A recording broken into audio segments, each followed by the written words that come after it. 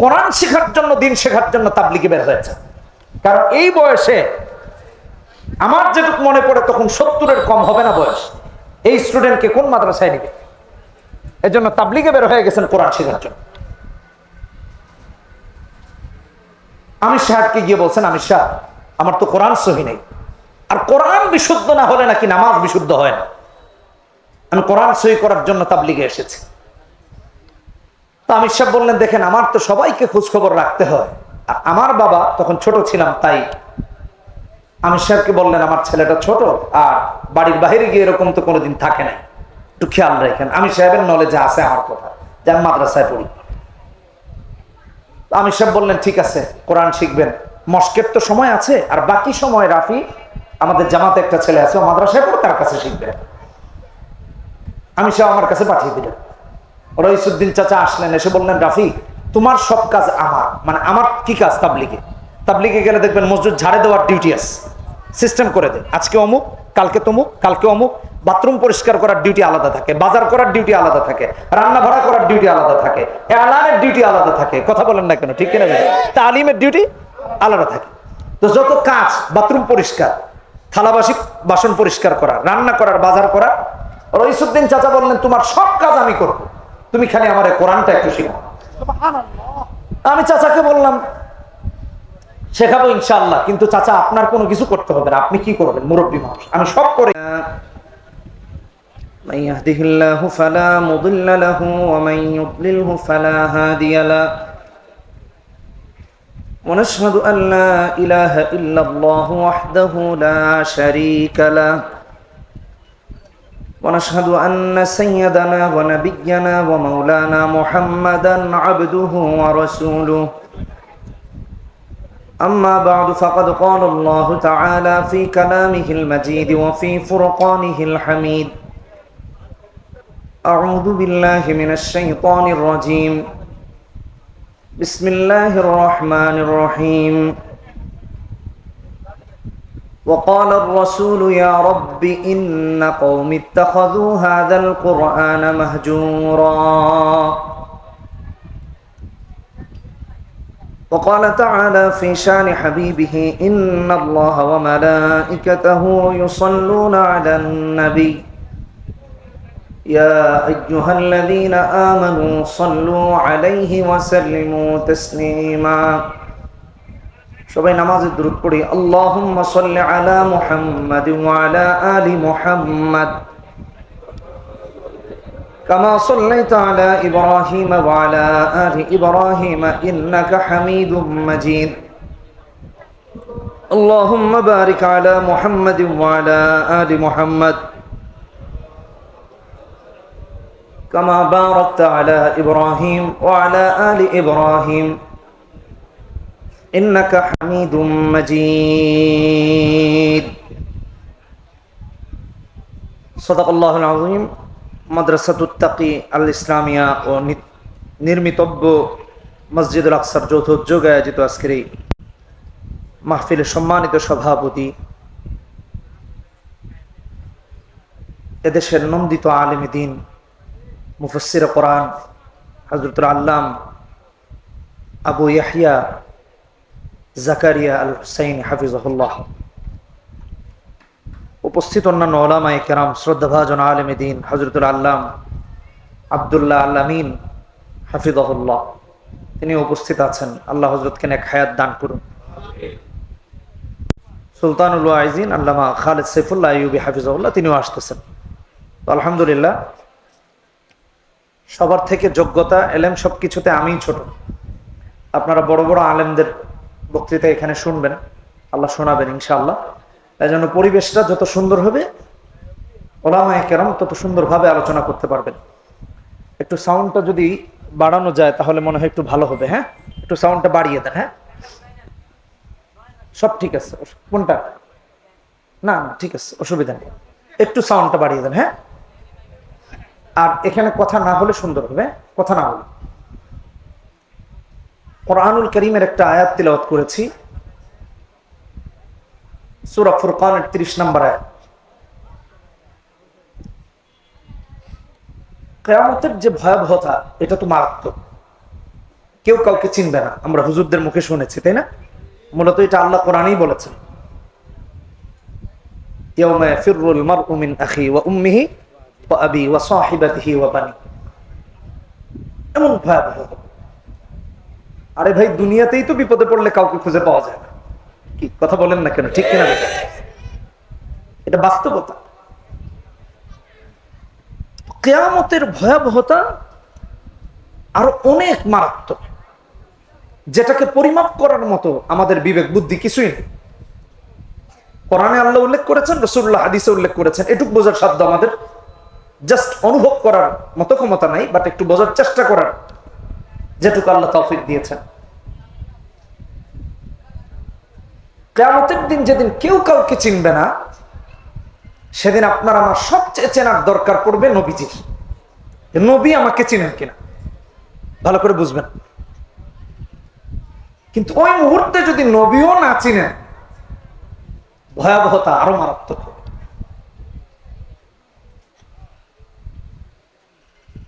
নবী তার উম্মতের পক্ষে আল্লাহর কাছে সুপারিশ করবেন নিঃসন্দেহে, এটাই আপনার আমার চাওয়া পাওয়া। কিন্তু নবী উম্মতের একটা বিশাল গোষ্ঠীর বিরুদ্ধে আল্লাহর কাছে অভিযোগও করবেন। আল্লাহ কোরআনের এই আয়াতে এই বিষয়টা তুলে ধরেছেন, ইন্না কওমি ইত্তাখাযু হাযাল কুরআনা মাহজুরা। এরা কারা জানেন? উম্মতের ওই গোষ্ঠীটা যারা দুনিয়াতে কোরআন পরিত্যাগ করেছে,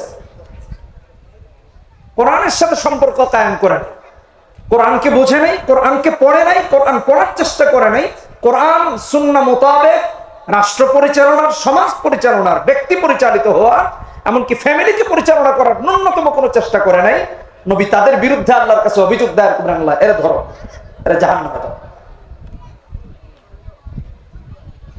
মাদ্রাসাতুত তাকি হয়েছে এই জন্য যেন সেদিন আপনি আর আমি নবীজির এমন অভিযোগ থেকে বেঁচে আল্লাহর জান্নাতে ঢুকতে পারবো। বুঝেননি কথাটা? ইন্না কওমি ইত্তাখাযু হাযাল কুরআনা মাহজুরা। সেদিন যেন আমরা কোরআনের সাথে সম্পর্ক নিয়ে উঠতে পারি, কোরআনের সাথে সম্পর্ক তৈরি করে যেন কবরে যেতে পারি। আমাদের তো সব জায়গায় আমরা সম্পর্ক ঠিক রেখেছি, শুধু আল্লাহ বাদ দিয়া, আল্লাহর কালাম বাদ দিয়া, রাসূলুল্লাহর সুন্নাতকে বাদ দিয়া। আল্লাহর কাছে জবাবদিহি তার কাতারে দাঁড়াতে হবে। দেখুন, এই জায়গাটাকে সৌন্দর্যমণ্ডিত করার জন্য আপনাদের এখানের পরিবেশটাকে সুন্দর করার জন্য হযরতুল আল্লাহ ইয়াহইয়া তাকি হাফিজাহুল্লাহ, তার পরিচয় দিয়ে আমি ছোট করবো কি? তাকে সারা দেশের মানুষ চিনে, দুনিয়ার বহু মানুষ চিনে। হ্যাঁ, আলহামদুলিল্লাহ, আলহামদুলিল্লাহ। এটা এই এলাকাবাসীর জন্য গর্ব যে তিনি এখানে একটি প্রতিষ্ঠান করেছেন। সবাই ইনশাআল্লাহ সহযোগিতা করবো তো ইনশাআল্লাহ, অর্থ দিয়ে, সম্পদ দিয়ে, সাথে থেকে, পাশে থেকে সন্তানকে হাফেজ আলেম বানিয়ে সবসময় চেষ্টা করবো ইনশাআল্লাহ। এটা আপনাদের কাছে আমার অনুরোধ থাকবে। ইন্না কওমি ইত্তাখাযু হাযাল কুরআনা মাহজুরা। কোরআন কেন শিখবো?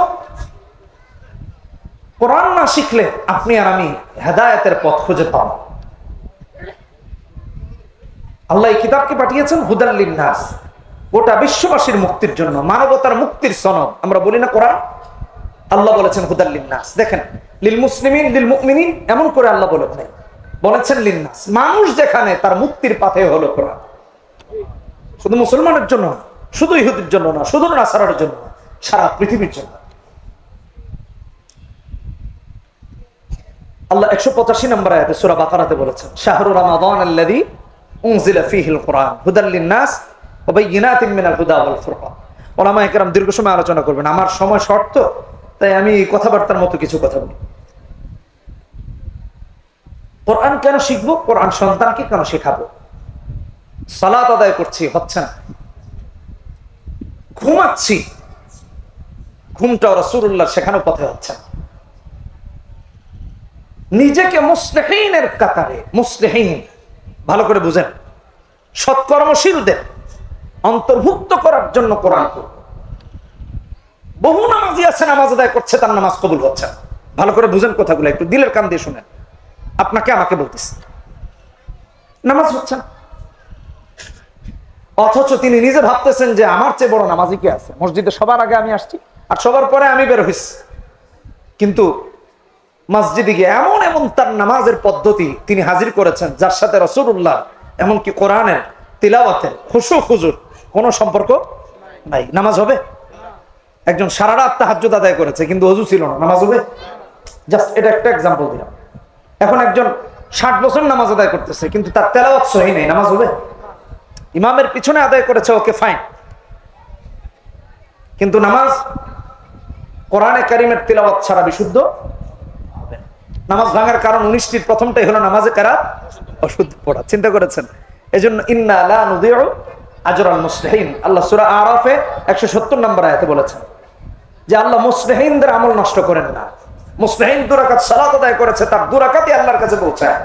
আর মুসলিহিন নয় যার সালাতের, যার সিয়ামের, যার হজের, যার যাকাতের, যার সমস্ত কিছুর, যার ঈমানের সাথে ইসলাম এবং কোরআনের সম্পর্ক নাই, সে 7 বছরও যদি নিজেকে মুসলিম বলে ঘোষণা দেয়, তার এই ঈমান আর ইসলামের কোনো দাম আল্লাহর কাছে নাই।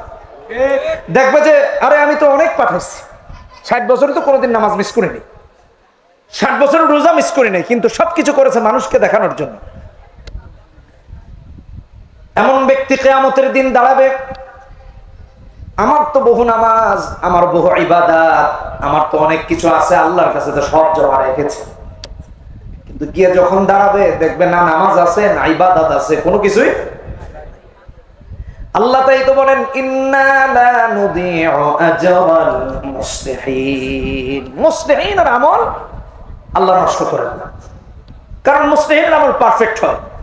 আর যার আমল পারফেক্ট হচ্ছে না, ইবাদতের অভ্যন্তরীণ এবং বহিরাগত দিক ঠিক নাই, কোরআন সুন্নাহ মোতাবেক নেই, সে গিয়ে দেখবে তার নামাজ তো আল্লাহর কাছেই পৌঁছায়।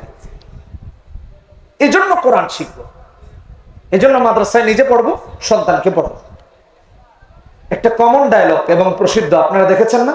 বাঁচতে হলে জানতে হবে, কথা কিন্তু সত্য, কিন্তু হ্যাঁ বাঁচতে হলে কোরআন জানতে হবে, সুন্নাহ জানতে হবে। কথা বলেন ঠিক কিনা বেঠিক? ওরা আমাদেরকে উল্টোটা শেখায়, আমরা ওদেরকে সঠিকটা বোঝাচ্ছি। বাঁচতে হলে কোরআন সুন্নাহ জানতে হবে, কথা সত্য। ইন্না লা নুদিউ আজরাল মুসলিহিন। এজন্য আমার বন্ধুগণ, কোরআনে কারীম যখন শিখবো, কোরআন পড়বো, কোরআন বুঝবো, ঈমানকে বাড়িয়ে দিবেন কে? জোরে বলেন কে? এটা আল্লাহর ওয়াদা।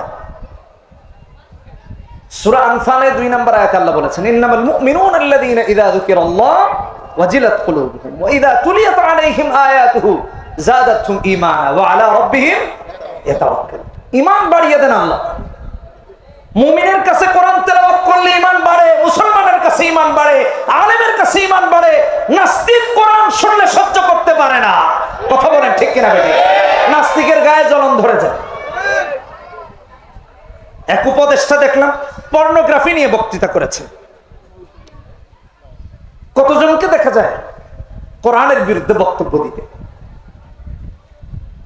সুস্পষ্ট ভাবে জেনে রাখেন, যেই দল ক্ষমতায় আসে, চাই বর্তমান সরকার হোক বা তাদের আগের সরকার অথবা তাদের আগের সরকার, কোন হকপন্থী আলেম সরকারকে তা দেখে কোনোদিন কথা বলেন না। কথা বলেন না কেন? ঠিক কিনা ঠিক? যে আপনারা উপদেষ্টা মন্ডলী হয়ে ফেরেশতা হয়ে আবির্ভূত হয়েছেন, ভালো করে মনে রাখেন, উপদেষ্টা হন, রাষ্ট্রপতি হন, যাই হন, প্রধানমন্ত্রী হন, কোরআনের বিরুদ্ধে থাকলে কোন আলেম আপনাদের পক্ষে থাকবে না, কোন মুসলমান আপনাদের পক্ষে থাকবে না। 90% মুসলমানের দেশে চাই উপদেষ্টা হন, প্রধানমন্ত্রী হন, কোরআন সুন্নাহ বিরোধী অবস্থানে আপনারা যদি অবস্থিত হন, তাহলে মুসলমানরা চেয়ার থেকে টেনে নামিয়ে দিবে। কোরআনকে অনুসরণ করুন, কোরআনের বিরুদ্ধে যান। কোরআন তেলাওয়াত করলে সমস্যা, আগে এক দলের হয়তো এখন আরেক দলের হবে, কি এক সমস্যা? কোরআন কি ওই দলের জন্য আর এই দলের জন্য না, নাকি এই দলের জন্য ওই দলের জন্য না? আপনি যদি মুসলমান হন তো আপনার জন্য তো কোরআন। খতিব সাহেব হক কথা বললে তার বিরুদ্ধে দাঁড়িয়ে যাচ্ছে, বলছে হুজুর এই ওয়াজ বন্ধ করেন। কে বলেছে আপনাকে এই ওয়াজ বন্ধ করতে? খতিব কি আপনার চাকর? কোন মসজিদ তো কোন মানুষের ঘর নয়, এটা আল্লাহর ঘর। কথা বলেন ঠিক কিনা? আল্লাহর ঘরে কথা চলবে কার? আল্লাহর ঘরে কথা চলবে কার? এটা ভালো করে মাথায় রাখবেন। মানুষের গোলামি আর দাসত্ব করার জন্য কোরআন পড়ে আলেম মসজিদের মিম্বরে বসে নাই। এখানে সাহাবায়ে কেরাম বসেছেন, এখানে তাবেঈন বসেছেন, তাবেঈন বসেছেন, হযরত আবু বকর বসেছেন, ওমর বসেছেন, ওসমান বসেছেন, আলী রাদিয়াল্লাহু তাআলা আলাইহিম আজমাইন বসেছেন, স্বয়ং মুহাম্মদুর রাসূলুল্লাহ সাল্লাল্লাহু আলাইহি ওয়াসাল্লাম বসেছেন। অতএব সুস্পষ্ট ভাবে বলছি, হক কথা বলার কারণে যে আলেমের বিরুদ্ধে যে দাঁড়িয়ে যাবে তার মসজিদে আসার কোনো অধিকার নাই। আলেমকে মসজিদ থেকে বের করবেন না, যে হক্কানি আলেমদের বিরুদ্ধে দাঁড়িয়ে যাবে কান ধরে তাকে মসজিদ থেকে বের করবে। আমি সময় থাকলে আরো বলতাম, আল্লাহ সূরা বাকারায় বলেছেন না, ওমান আযলামু মিম্মান মানাআ মাসাজিদাল্লাহি আইয়ুযকারা ফীহা ইসমুহু ওয়া সাআ ফী খরাতিহা উলাইকা মা কানা লাহুম আইয়াদখুলুহা ইল্লা খায়ফিন। আল্লাহ এই সমস্ত ব্যক্তিদেরকে জালেম আখ্যায়িত করেছেন। এর চেয়ে বড় জালেম আর কেউ নাই, যে আল্লাহর কোরআনের বিরুদ্ধে দাঁড়িয়ে যায়, যে রাসূলুল্লাহ সুন্নাতের বিরুদ্ধে দাঁড়িয়ে যায়। দলের পরিচয় আগে না, আগে আপনি মুসলমান, দলে থাকলেও মুসলমান, দল বহিষ্কার করে দিলেও মুসলমান। কথা বলেন ঠিক কেন? ইমানকে ঠিক রাখো, নচেত আল্লাহর কাছে জবাবদিহিতা করতে হবে। উলামায়ে কেরাম বাতিলের মুখোমুখি হন, কোরআন নিয়ে দিন নিয়ে কখনো আপোষ করেন না। কথা বলেন, আপোষ করেন? হক্কানি আলেমরা করেন না, তবে দরবারি আলেম যুগে যুগে কম নাই। কথা বলেন ঠিক কেন? দরবারি আছে না নাই? আমার শায়েখ মুফতি আমিনী রাহমাতুল্লাহ আলাইহি, মুজাদ্দিদ আল ফেসানি রাহমাতুল্লাহ আলাইহির কথা এবং সম্রাট জাহাঙ্গীরের কথা, আকবরের কথা, এদের কথা খুব বলতেন, যে খবরদার তোমরা দরবারি হুজুর হইও না। সব সময় বলতেন যারা হযরতের কাছে পড়েছেন, দরবারি হুজুর হইও, দ্বীনের উপর অটল অবিচল থাকে। আল্লাহ হেদায়েত দান করুন, বলি আমিন। মনে থাকবে না ইনশাআল্লাহ? এই জন্য কোরআন শিখবো, দিন শিখবো। এই মাদ্রাসাগুলো কেন হয়েছে? রাসূলুল্লাহ সাল্লাল্লাহু আলাইহি ওয়াসাল্লাম হাদিসে বলেছেন, ইবনে মাজার হাদিস 229 নম্বর হাদিস, তালাবুল ইলমি ফরিদাতুন আলা কুল্লি মুসলিম। দিন শিক্ষা করা ফরজ। আমল যদি বিশুদ্ধ করতে হয়, হেদায়েত যদি পেতে হয়, তাহলে আপনি দিন না জানলে কেমন হবে? কোরআন না জানলে কেমন হবে? সূরা বানী ইসরাঈলে 9 নম্বর আয়াতে তাই তো আমার আল্লাহ বলেন, ইন্না হাদাল কুরআন ইয়াহদি লিল্লাতী হিয়া আকওয়াম। কোরআন ছাড়া জান্নাতে যাওয়া সম্ভব নয়। কোরআনের ব্যাখ্যা রাসূলুল্লাহর সুন্নাহ ছাড়া জান্নাতে যাওয়া সম্ভব নয়, দিন মানা সম্ভব নয়, দিনকে পালন করা সম্ভব নয়। আল্লাহ আমাদেরকে হেদায়েত দান করুন। মনে থাকবে তো ভাইরা? না, রাসূলুল্লাহ হাদিসে বলেছেন, বুখারীর হাদিস 3461 নম্বর হাদিস, বাল্লিগু আন্নী ওয়ালাউ আয়া। উলামায়ে কেরাম এই জন্য মাদ্রাসা খুলেছেন, এই জন্য মসজিদগুলোতে বক্তৃতা করেন আলেমরা, এই জন্য তাফসীর হয়, এই জন্য মাহফিল হয়, যে আল্লাহর কালাম মানুষের কাছে পৌঁছায় দেওয়ার জন্য। তারই ধারাবাহিকতায় আজকের এই প্রোগ্রাম। কথা বলেন ঠিক কিনা? যেন দিন আপনাদের কাছে পৌঁছে যায়, আমাদের কাছে পৌঁছে যায়, এই এলাকাবাসীর কাছে পৌঁছে যায়। আর রাসূল এটা হাদিসে বলেছেন। এই জন্য বন্ধুগণ আমার, কোরআন শিখবো, হাদিস শিখবো, যতদিন জীবনে বেঁচে থাকবো কোরআন সুন্নাহর বাইরে যাওয়ার কোন সুযোগ আছে নাকি? নাই। তিরমিজিতে রাসূলুল্লাহ সাল্লাল্লাহু আলাইহি ওয়াসাল্লাম বলেছেন, 2859 নম্বর হাদিস, মান খারাজা ফি তালাবিল ইলম ফাহুয়া ফি সাবিলিল্লাহ হাত্তা ইয়ারজি'a। ইলম শেখার জন্য যে বেরিয়ে যায়, দিন শেখার জন্য যে বেরিয়ে যায়, যতক্ষণ না ফিরে আসে ততক্ষণ পর্যন্ত আল্লাহর রাস্তায় থেকে যায়। ততক্ষণ পর্যন্ত কার রাস্তায় থাকে? আল্লাহর রাস্তায়। আমি আমার জীবনে ঘটে যাওয়া বাস্তব একটা ঘটনা বলি, অনেক জায়গায় বলেছি, এদিকে আসা হয় নাই বলি। জেনারেল লাইনে পড়েছি তো, এসএসসি পরীক্ষা দিয়েছি, রেজাল্ট দিতে অনেক দেরি। যেমন এসএসসি পরীক্ষার্থীরা এখনো অপেক্ষমান, রেজাল্ট আসবে কবে যেন দেওয়ার কথা, 17 না 16 তারিখ দেওয়ার কথা। অনেকে দোয়া চায়, আল্লাহ তাদেরকে উত্তীর্ণ করুন এবং তাদের জ্ঞানকে ইসলামের জন্য কবুল করুন, বলুন আমিন। তো আমার বাবা বললেন, তুমি তাবলিগে চলে যাও, চিল্লা দিয়ে আসো। বছরের মাঝখান দিয়ে কোন মাদ্রাসায় পড়ব, চিল্লায় চলে গেলাম। আমাদের জামাতের আমির ছিলেন হাটহাজারী মাদ্রাসার একজন ফারেক আলেম, তাবলিগের সালের সাথে। ওখানে যাওয়ার পর এক চাচা, তার নাম হলো রইসউদ্দিন, আমি তার এলাকার নাম বলতেছি না, আমার মনে আছে, বয়োবৃদ্ধ হয়ে গেছেন, বয়সের ভারে গুজু হয়ে গেছেন, সোজা হয়ে হাঁটতে পারেন না। অনেক সময় মানুষের বয়স বেশি হয়ে গুজু হয়ে যায়, দাঁত পড়ে গেছে অনেকগুলো, কয়েকটা মনে হয় আছে।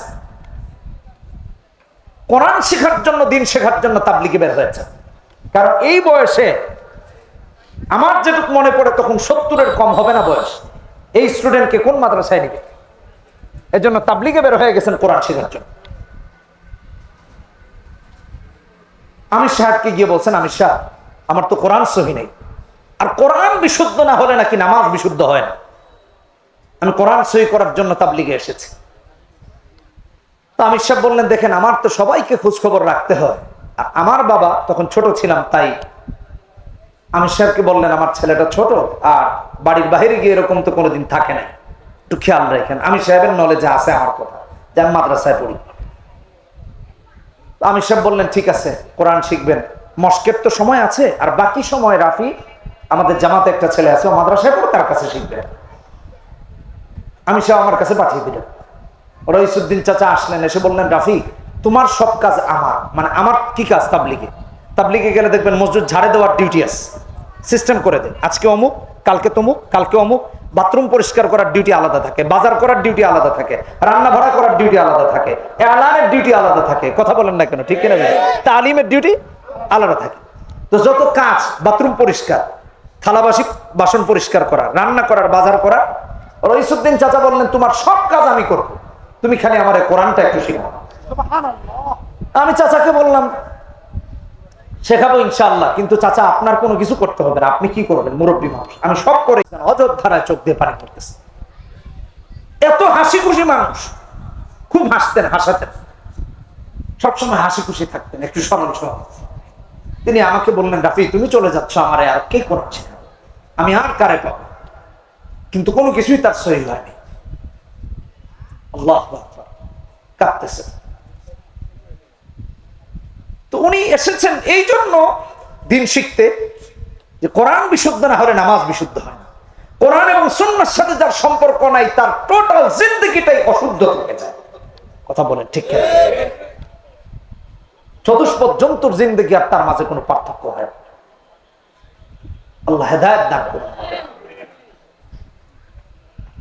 কাঁদেন আর বলেন, রাফি, আমার জায়গা সম্পত্তির কোনো অভাব নাই, বহু টাকা পয়সার মালিক, সকাল হলে করে উঠে যেতাম গোয়াল বাছুর নিয়ে, হাটে চলে যেতাম, বাজারে চলে যেতাম, ক্ষেত খামারে চলে যেতাম চাষবাস করার জন্য, আবার ফসলগুলো বিক্রির জন্য। কিন্তু কোনোদিন এই কথা চিন্তা করি নাই 3.5 হাত মাটির দিকে, 3.5 হাত মাটিতে যদি আমাকে দাফন করা হয়, রবের সামনে গিয়ে কি নিয়ে দাঁড়াবো, এই কথা কোনোদিনও একবারও চিন্তা করি নাই। এখন বুঝেছি, অর্থ সম্পদ যাই আছে, এগুলো তো কোনো কিছু আমি খেয়ে শেষ করতে পারবো না।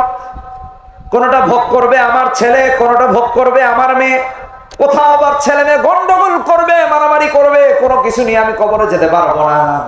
এই জন্য চিন্তা করেছি, বাকি যতদিন থাকবো ততদিন কোরআন শেখার জন্য আল্লাহর রাস্তায় বেরিয়ে থাকবো, আর বাড়ি যাব না। মান খারাজা ফি তালাবিল ইলমি ফাহুয়া ফি সাবিলিল্লাহি হাত্তা ইয়ারজা, তিরমিজির হাদিস। এজন্য বন্ধুগণ আমার, মানুষ যখন দিন শেখার জন্য বেরিয়ে যায়, যতদিন ফিরে না আসে ততদিন কার রাস্তায় থাকে? কার? আর যে আল্লাহর রাস্তায় থাকা অবস্থায় মরে যায়, মরণ হয়, মৃত্যুবরণ করে, সে আল্লাহর রাস্তায় শাহাদাতের মর্যাদা লাভ করে। কথা বলেন ঠিক কিনা ঠিক? এই জন্য সন্তানকে দিন শেখায়, নিজে শিখি, সন্তানকেও শিখে। আল্লাহর কসম, আপনি ভাবছেন আপনার সন্তান দিন শিখে করবে কি? দায়িত্ব নিয়ে বলছে, আপনার সন্তান যদি স্বশিক্ষায় শিক্ষিত হয়, কোরআন সুন্নাহর শিক্ষা যদি সঠিকভাবে অর্জন করতে পারে আর তা বাস্তবায়ন করতে পারে, এই জাতির এর চেয়ে শ্রেষ্ঠ সন্তান আল্লাহর জমিনে আর কেউ হইতেই পারে। চ্যালেঞ্জ করে বললাম, কখনো। এই জন্য আমার আল্লাহ আলেমের মর্যাদার কথা বলতে গিয়ে বলেছেন, ইন্নামা ইয়াখশাল্লাহা মিন ইবাদিহিল উলামা। আল্লাহ যে জাতির সার্টিফিকেট দিয়েছেন তারা হলো উলামায়ে কেরাম। কথা বলেন ঠিক কিনা? সূরা ফাতিরের 28 নম্বর আয়াতে আল্লাহ আলেমের মর্যাদার কথা তুলে ধরেছেন। সূরা মুজাদালাতে 28 নম্বর পারাতে 11 নম্বর আয়াতে আল্লাহ তুলে ধরেছেন আলেমের মর্যাদা, আর বলেছেন, ইয়ারফাইল্লাহুল্লাযীনা আমানু মিনকুম ওয়াল্লাযীনা উতুল ইলমা দারাজাত। আলেমের মর্যাদা জাহেলের চেয়ে বেশি। শুধু বেশি না, অনেক বেশি। এই জন্য আমার আল্লাহ কোরআনে কারিমে বলেছেন সূরা জুমারে 9 নম্বর আয়াতে, কুল হাল ইয়াস্তাবিল্লাযীনা ইয়ালামুনা ওয়াল্লাযীনা লা ইয়ালামুন। কোন কিছু জানতে হলে আলেমকে জিজ্ঞেস করতে হবে। মদখোর, গাঁজাখোর, ইয়াবাখোর, ঘুষখোর, চাঁদাবাজের কাছে জিজ্ঞেস করা যাবে না। কথা বলেন ঠিক কিনা বেঠিক? আলেমকে জিজ্ঞেস করুন। গিয়া কয় ভাই কি করব বলে কিছু করতে পারছ না, কয় অটো স্ট্যান্ডটা লো, এটার থেকে চান্দা ওটা 10 টাকা করে। কয় ভাই কি করব? কয় ইয়াবা কারবারি কর, যা 100 টাকা করে প্রতিদিন সাপ্লাই দিস। আছে নাই? কথা বলে না? হ্যাঁ আছে। এলাকার বড় ভাইয়েরা ছোটদেরকে নষ্ট করে দিচ্ছে, মাদক হাতে তুলে দিচ্ছে। আমাদের দেশে রয়েছে মাদক দ্রব্য নিয়ন্ত্রণ অধিদপ্তর, নামটাই একটা ভোল্টা। নিয়ন্ত্রণ মানে কি? মানে আপনার ছেলে 5টা ইয়াবা খাইতে পারবে না, একটা খাইলে সমস্যা নাই, নিয়ন্ত্রণে খাবে। বিষয়টা এমন না।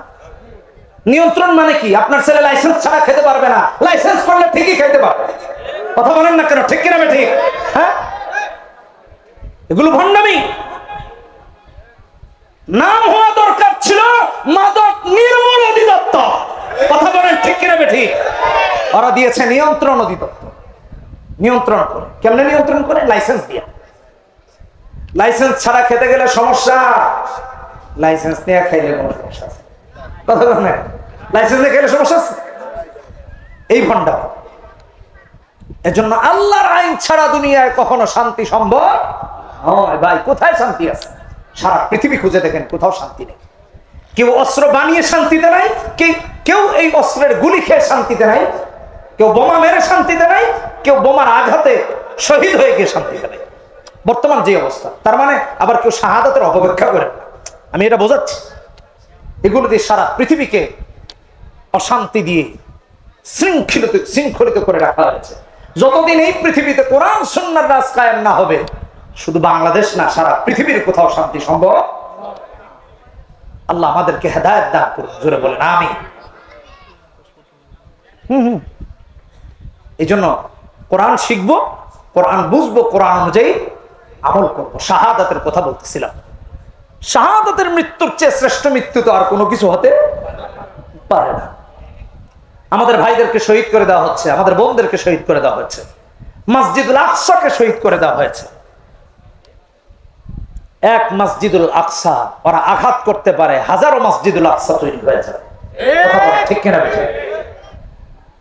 হযরত ইয়াহিয়া তাকি যে মসজিদ এখানে নির্মাণের ব্যাপারে এখানে উল্লেখ করেছেন, এই মসজিদের নাম মসজিদুল আকসা। আলহামদুলিল্লাহ। হযরত আল্লামা মামুনুল হক হাফিজাহুল্লাহ এক বাবরি মসজিদে আঘাত এসেছে, তিনি আরেক বাবরি মসজিদ। কথা বলেন ঠিক কিনা? এই জন্য মুসলমানের ইমানকে কখনো দাবিয়ে রাখা যায় না। কোরআন সুন্নাহ থেকে মুসলমানদেরকে দূরে রাখা যায় না, আঘাত করা যায়, ইসলামের উপর আঘাত করা যায়। মুসলমানদের ইমানকে কখনো দাবিয়ে রাখা যায় না। দেখেন না, মুষ্টিময় কিছু মুসলমানরা যুদ্ধ করতেছে, ইহুদি নাসারা না, শুধু পুরো পশ্চিমাদের বিরুদ্ধে। কোথায়? ফিলিস্তিনে। একটু চিন্তা করে দেখেন, পুরো পশ্চিমাদের বিরুদ্ধে লড়াই করতেছে, আর মুনাফেকরা বসে বসে তামাশা দেখতেছে। কথা বলেন না কেন? ঠিক কিনা? পুরো মধ্যপ্রাচ্য মুনাফেকদের কর্তলগত হয়ে গেছে। এটা আমাদের জন্য দুঃখজনক। আল্লাহ হেদায়েত দান করুন। এই জন্য যে কথা বলতেছিলাম, হক্কানি আলেমরা তাদের দায়িত্বের ব্যাপারে সচেতন, চাই একজন হোক দায়িত্বের ব্যাপারে সচেতন। ভাইরা আমার, এদেশের আলেমদের উপর জুলুম হয়েছে, নির্যাতন হয়েছে, শুধু কেন জানেন? হক কথা বলার কারণ। আমাদের মিডিয়ার ভাইয়েরা কভার করেছেন, মিডিয়াতে দিয়েছেন, সোশ্যাল মিডিয়ায়, প্ল্যাটফর্মে, ইলেকট্রনিক মিডিয়ায়, প্রিন্ট মিডিয়ায়। ব্যাস, আলেমের বক্তব্য দেখে তার বাড়িতে রাতের বেলা গিয়ে গুম করার জন্য রেডি। কথা বলেন ঠিক কিনা? কি আলেমদেরকে গুম করা হয় নাই? ফেরেশতারা করেছে। কথা বলেন, ফেরেশতারা করেছে, জিন্নাতরা করেছে। হ্যাঁ, এই দেশেরই তো লোকেরা করেছে। কি কারণে করেছে? ভালো করে বুঝেন, শুধুমাত্র হক কথা বলার কারণ। যে আলেম জিজ্ঞাসিত হবার পরে হক কথা গোপন রাখবে, আল্লাহর দরবারে কিয়ামতের দিন জবাব দেওয়া লাগবে, জবাব দেওয়া লাগবে। এজন্য হক্কানি আলেমরা হক কথা থেকে কখনো বিচ্যুত হন না। রাসূল সাল্লাল্লাহু আলাইহি ওয়াসাল্লামের হাদিস, আবু দাউদের হাদিস, রাসূল বলেছেন 3660 নম্বর হাদিস, মান সুইলা আন ইলমিন ফাকাতামাহু আলজামাহু আল্লাহু ইয়াওমাল কিয়ামাতি বিলিজামিন মিন নার। হক্কানি আলেমরা এই জন্য হক কথা থেকে নিজেকে বঞ্চিত করেন না। হক কথা বলিষ্ঠ কণ্ঠে কণ্ঠে বাতিলের সামনে সব সময় বলতে থাকে। হক্কানি আলেমরা কখনো গোপন করেন। আল্লাহ কোরআনে বলেছেন 159 নম্বর আয়াতে সূরা বাকারা, ইন্নাল্লাযীনা ইয়াকতুমুনা মা আনজালনা মিনাল বাইয়িনাতি ওয়াল হুদা মিন বা'দি মা বায়্যানাহু লিন-নাসি ফিল কিতাব উলাইকা ইয়ালআনুহুমুল্লাহ ওয়া ইয়ালআনুহুমুল লা'আন। যে হক কথা গোপন রাখে, অর্থের কারণে, সম্মানের কারণে, পদের কারণে নিজের চাকরি চলে যাবে, এই জন্য বাতিলের কাছে নিজেকে অপমানিত লাঞ্ছিত হতে হবে, এই জন্য কিয়ামতের দিন ভালো করে মনে রাখবেন আল্লাহর কাছে জবাবদিহিতার কাতারে দাঁড়াতে হবে। আল্লাহ লানত আর অভিসম্পদ আপনাদের উপরে পড়ে। কথা বলুন ঠিক কিনা বেঠিক? বারবার আল্লাহ আপনাকে আমাকে সাবধান করেছেন, সচেতন করেছেন। 173 174 আল্লাহ বলেছেন উলাইকা মা ইয়াকুলুনা ফি বুতুনহিম ইল্লান নার, সূরা বাকারা। আপনি এখান থেকে উপার্জিত যে অর্থ দিয়ে খাবার খাচ্ছেন, পেটে জাহান্নামের আগুন খাচ্ছেন। কিয়ামতের দিন আল্লাহ আপনার সাথে কথা বলবেন। আপনি কি বুঝবেন? আপনি কি বুঝবেন যে মসজিদের মিম্বর থেকে মাদকের বিরুদ্ধে হক্কানি আলেমরা কেন কথা বলেন? আপনি কি বুঝবেন গায়রে আলেম হয়ে মসজিদের মিম্বর থেকে চাঁদাবাজির বিরুদ্ধে হক্কানি আলেমরা কেন কথা বলেন? আপনি কি বুঝবেন গায়রে আলেম হয়ে মসজিদের মিম্বর থেকে হক্কানি আলেমরা ধর্ষকদের বিরুদ্ধে কথা বলেন? আপনি কিভাবে বুঝবেন গায়রে আলেম হয়ে মসজিদের মিম্বর থেকে হক্কানি উলামায়ে কেরাম ন্যায় আর ইনসাফের কথা বলেন?